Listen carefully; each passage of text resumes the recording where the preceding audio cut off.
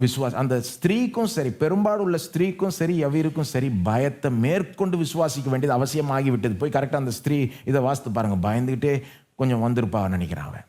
அது மட்டும் இல்லை, இயேசு யார் தொட்டதுன்னு கேட்குறப்போ ஒரே பயத்தோடு தான் வந்து அந்த பயத்தை மேற்கொண்டு தான் வந்து தம்மையே அடையாளப்படுத்தி கொள்றா.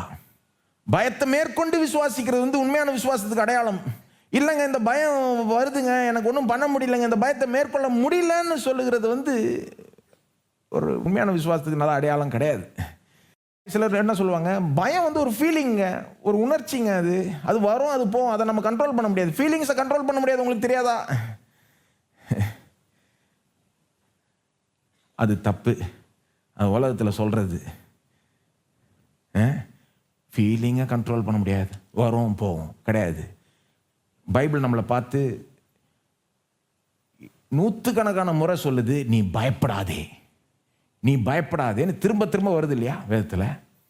நம்ம கண்ட்ரோல் பண்ண முடியாததை நீ கண்ட்ரோல் பண்ணுன்னு சொல்லுவாரா? நிச்சயம் சொல்ல மாட்டார். நீ பயப்படாதேன்னு அவர் சொல்கிறாருன்னா நம்ம பயப்படாமல் இருக்க முடியும்னு அர்த்தம் இல்லையா?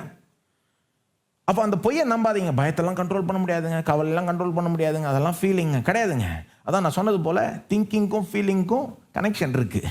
உங்கள் திங்கிங்கை வச்சு உங்கள் ஃபீலிங்கை கண்ட்ரோல் பண்ணலாம், சிந்தையை வச்சு உணர்ச்சியை கண்ட்ரோல் பண்ணலாம். தேவன் நம்ம அப்படிப்பட்டவர்களாக உண்டாக்கிட்டார். பயத்தினால் அவஸ்தைப்பட்டு தவிக்க வேண்டும்ன்ற ஒரு நிலையில் உண்டாக்கவில்லை. பயப்படுறதுக்கு காரணம் இருக்குங்க, ஆனால் பயப்படாமல் இருக்கிறதுக்கும் காரணம் இருக்குது.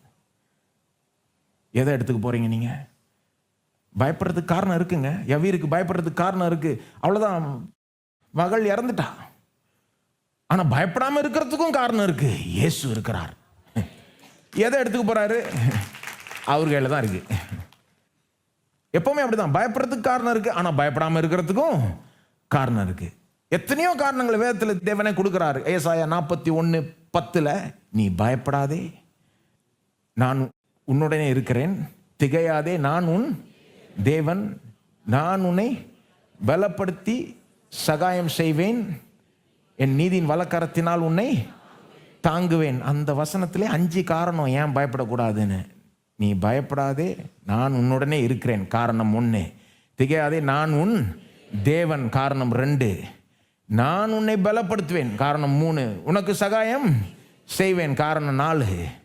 நீதியின் வலக்கரத்தினால் உன்னை தாங்குவேன். 5 காரணம் பயப்படாமல் இருக்கிறதுக்கு ஒரே வசனத்தில். இந்த மாதிரி 1000 காரணம் இருக்கு. எப்பவுமே இதை ஞாபகம் வச்சுக்கோங்க. பயப்படுறதுக்கு காரணம் இருக்கு, ஆனால் பயப்படாமல் இருக்கிறதுக்கு அதை விட பெரிய காரணம் இருக்கு.